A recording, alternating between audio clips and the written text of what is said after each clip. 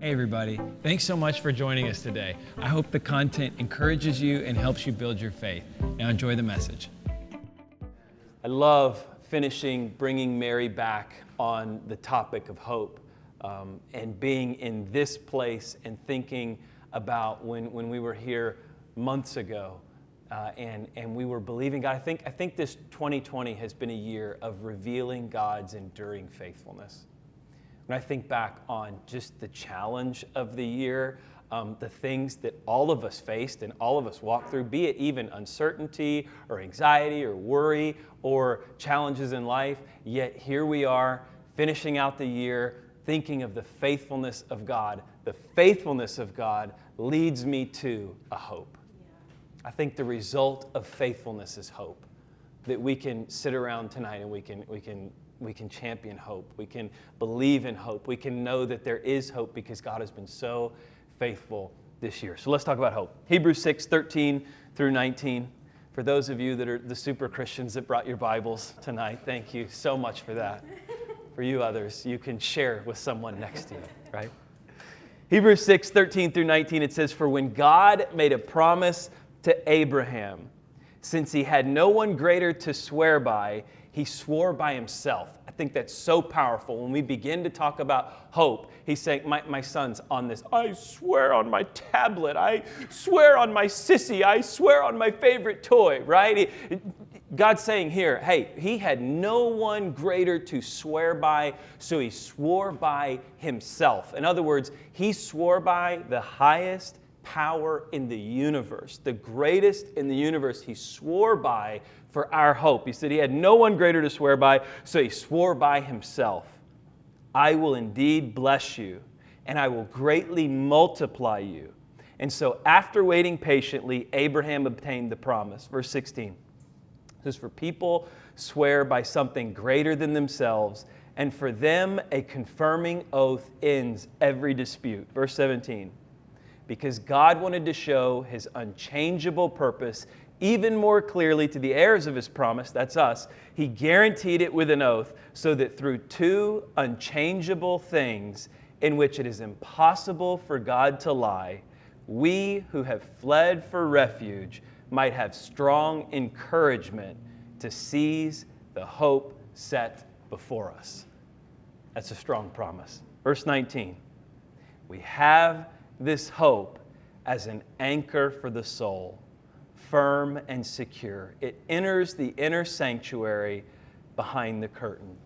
There was a doctor who did a study on learned hopelessness. And he started out by taking a baby elephant and he tied a rope around a baby elephant's leg, and then he drove a stake into the ground and he tied the rope to that stake. And the baby elephant tried to walk around and he was trying to get away and he couldn't get away, and he'd get so far and he'd pull his leg, and he did that the baby elephant's entire life till the elephant grew up to be this big, strong, massive animal, right? And every time he would tie a rope around that elephant's leg and he'd tie it to that stake, that elephant would go no further than the stake. And what had happened was the elephant was far powerful. He was so much more powerful than the stake that was in the ground. But in his mind, he had learned hopelessness. He had learned in his mind that he thought he didn't have the power to go beyond that stake.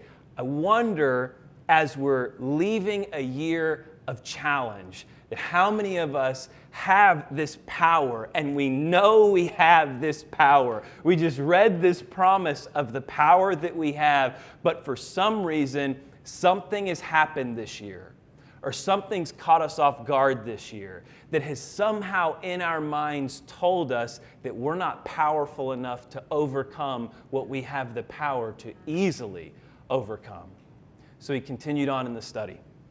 And he took some mice, rats, we'll call them rats. If you're a rat lover, this is not for you, right? Change the channel, come back in 5 minutes. But he took these rats and he put them in water. He put them in a tank of water, and after 10 minutes, the rats drowned.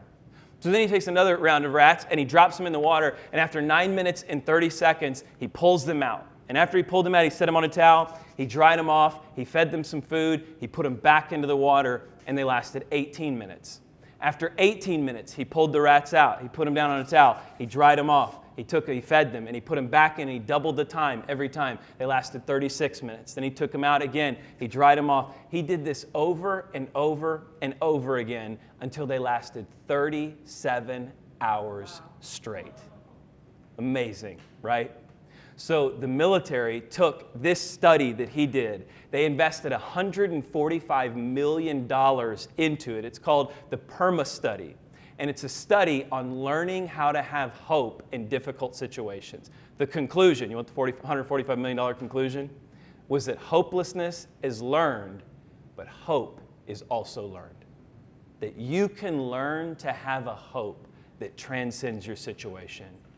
You can learn to have a hope that lasts beyond difficulty. You can learn to have a hope that takes you further than when you thought you were going to give up. That's what we have here as we hear this chapter, Hebrews chapter 6. We'll refer to the author as the pastor who wrote it. The pastor who wrote this is saying, you have a hope that is sworn by something so much greater than anything else you can swear by. It is guaranteed by promise and oath.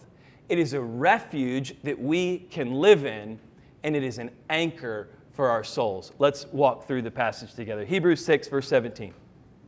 He starts off and he says, because God wanted to show his unchangeable purpose even more clearly to the heirs of the promise, he guaranteed it with an oath. So we have this here. We have two things at play. He's saying we've got the promise of hope, but then he's guaranteed it by an oath. Let me give you an example.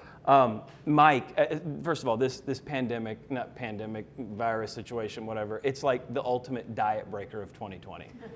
If I'm lying, somebody tell me. I'm not the only one in the room, right? I mean, it is like, I don't know what has happened, but I have probably started 10 diets this year, and I've broken 10 diets this year, and I have by far in the worst shape that I've been in a really, really long time. So I'm feeling the pressure of it, I'm feeling the guilt. And my wife was pregnant. She was here. She was pregnant, so I was sympathy eating half of the time, right? But you got to do that, right? You can't leave them on their own when they're going to Five Guys. You have to share the large fry, right? So anyway, it's gone crazy for me, and I was talking to a friend, and I was telling him, hey, this has been a bad year for me from a diet perspective. He said, man, me too.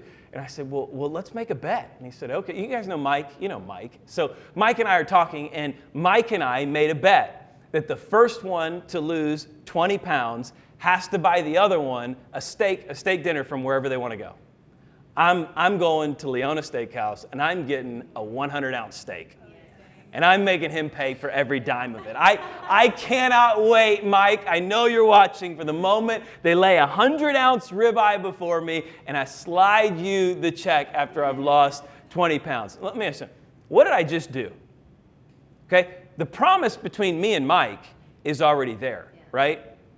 But now announcing it, putting an oath on it, what did I just do?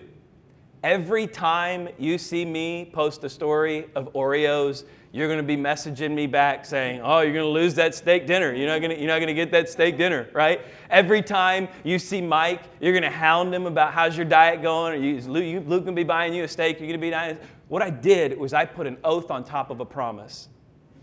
That's what he's saying here when he says he is guaranteed it with an oath. I have a friend who did a marathon, and I asked her, I said, how'd you do the marathon? And she said, I registered, I screenshot my registration, and I posted it on social media. And she said, then all of my friends were asking me how my marathon's going. And she said, the days I woke up and didn't want to train, they're saying, hey, how's your marathon? You got a marathon coming up in 2 months. Are you ready for your marathon? Are you prepared? And she said, posting it gave me all of this extra accountability. When we talk about God's promise, we have his promise, right? But now he's saying, I put an oath on top of it. So I'll declare on top. This is the only promise in Scripture that God says, I will not only make the promise for you, but I'll put an oath on top of it. I'll throw it out there for everybody to know. For you listening tonight, here's what that means. That means you have hope, and not just the promise of hope, but you have the oath guarantee of hope. God is putting it out there saying, you have hope. And not only do you have hope from a promise from me, I'll tell everybody in the world you have hope. If there is breath in your lungs, you have hope. If there is blood in your veins, you have hope. We have hope, not just from promise, but also from guarantee of oath. And so look, he continues on, Hebrews 6, verse 18. He says, so that through two unchangeable things in which is it impossible for God to lie, we who have fled for refuge might have strong encouragement to seize the hope that is set before us. When I hear it's impossible for God to lie, I instantly think of Jim Carrey, Liar, Liar. Anybody? Yeah. Anybody? Yes. Jim Carrey's the lawyer. He's a great lawyer. He's a liar. He's destroyed all of his relationships from his lying, and he's made a mess of his relationship with his son. His son gets one wish, and he wishes that for 24 hours his dad could not lie. Let me show you a clip. All right, you can beat this. It's all a matter of willpower. A test. Something small.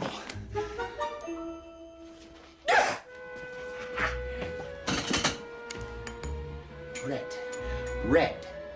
All right? Now focus. The color of this pen is the color of this pen is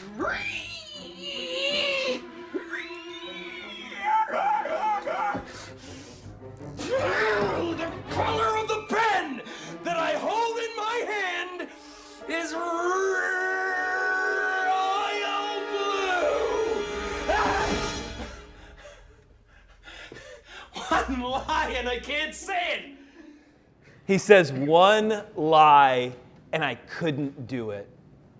I think for a moment, if we just soak in what we've already heard about hope, that we have hope that has been sworn by the highest power it can be sworn by, that has been promised to us. And not only has it been promised, but it's been declared by oath for everyone to be held accountable and know exactly what it is. And it's been given to us by God through two unchangeable things in which it is impossible for God to lie.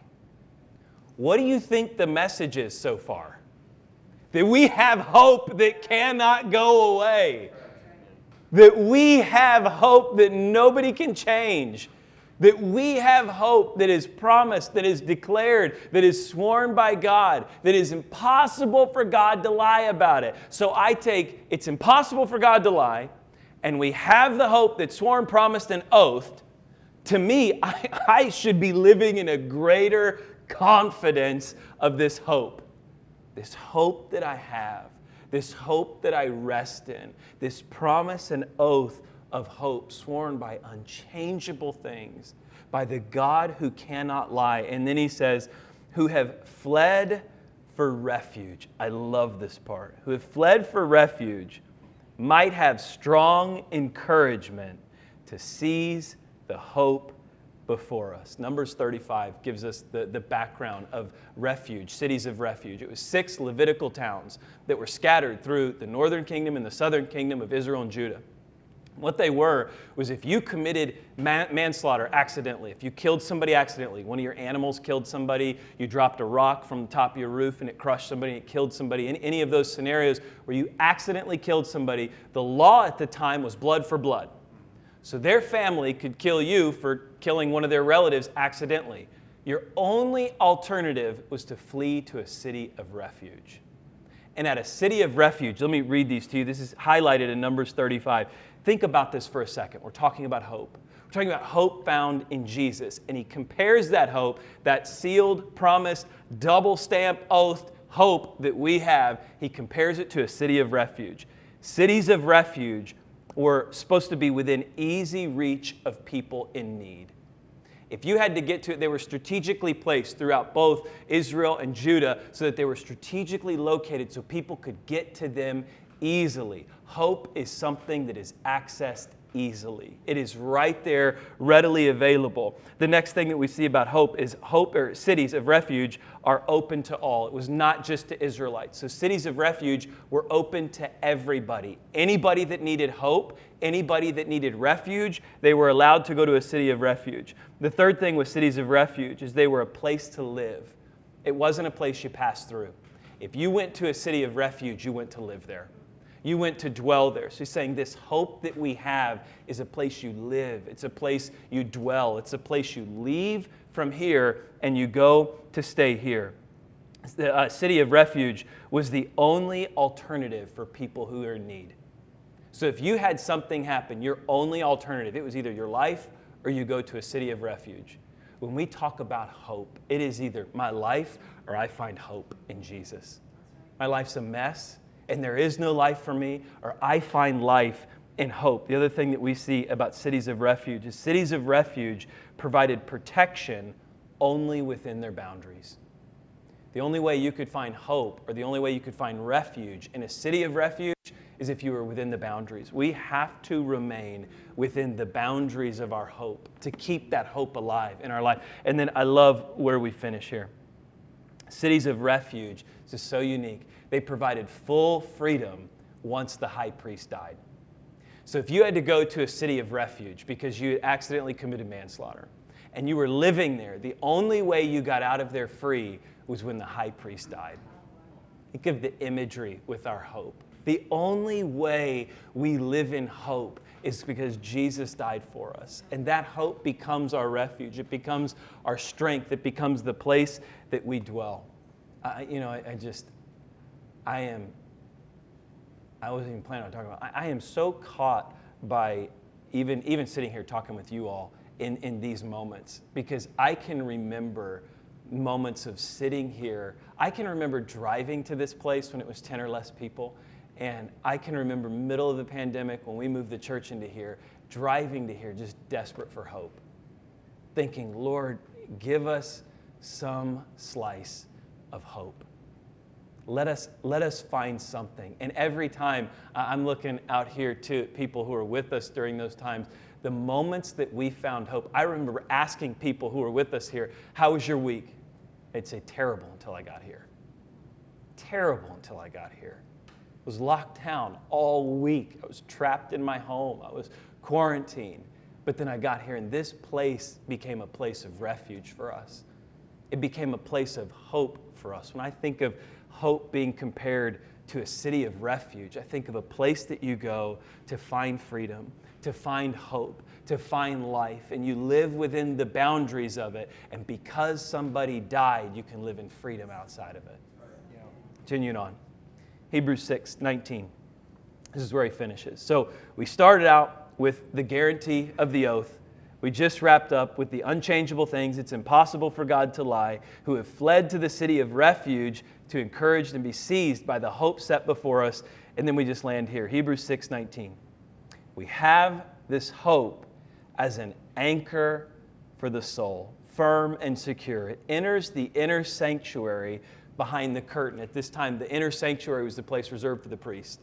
It was where you would bring your offering. The priest would take your offering. He would go to the inner sanctuary, and that was the place where God's presence dwelled. So this is telling us the hope that we have now takes us to the place of God's presence. The hope we have now takes us to a place that we couldn't go before. You may be watching at home, and you may be wondering, what can this hope do for me? This hope can take you to a place deeper and a place stronger than you've never been before. It can take you to a place greater than whatever you're going through, stronger than whatever you're experiencing now. And we'll go back to the first part of the verse. We have this hope as an anchor for the soul. Who was I talking to about kayaks? You and I were talking a little bit about your kayak. My kayak does the same thing. I have a kayak that is used for fishing. Notice I didn't say I go kayak fishing, right? I have one that's used for it, but, you got to be sensitive here. I have children, I have a wife, and I have just a wonderful family. And kayak fishing is no longer part of my agenda, right? But there are moments where I go to my garage and My kayak talks to me and I talk to her, right? She looks at me and she says, you don't take me out anymore. And I look at her and I say, baby, I don't deserve you. And she says, I'm leaving. And I say, don't go, don't go. She says, I've had enough. And then usually one of my kids comes out to the garage and he says, Dad, I spilled something and Mom's upset and you need to come help right now. And my moment with my kayak is over. But when I used to kayak fish, the one thing you have to have when you go kayak fishing is an anchor. If you don't have an anchor, it is one of the most difficult things in the world to do because they're such small little vessels. You can get blown. Mike, I'm looking at you. You can get blown all over the water with these things. You can have the water drift and you can make a cast and all of a sudden you're drifting this way. Then you got to get a paddle and you got to turn yourself this way and you're trying to reel it. It is just incredibly difficult without an anchor. But if you have an anchor, you can anchor yourself in the water. And here's the little trick with the anchor. With the anchor, if you paddle into the resistance, and then you put your anchor down, the resistance actually stabilizes you.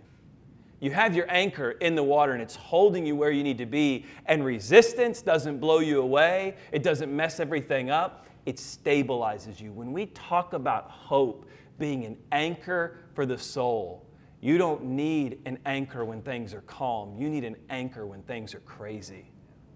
You need an anchor when storms are sweeping in. You need an anchor when there's resistance. And when you have this anchor, you're rooted in something. You're grounded in something. When I think of celebrating Christmas and Christmas Eve and the hope of the world entering into the world through the form of God's Son, I think of a hope that is unchangeable, that's been given to us not by just promise, but also by oath. It is by a God who cannot lie, a place of refuge that we can rest in and find strength in and walk in, and a place so firm and secure. It's an anchor for my soul. That's the hope of Christmas. That's the hope that we live in. Everybody, thanks again for joining us. We believe God has something great for your life, and we hope this message encouraged you to take the next step in your faith. Have a great week.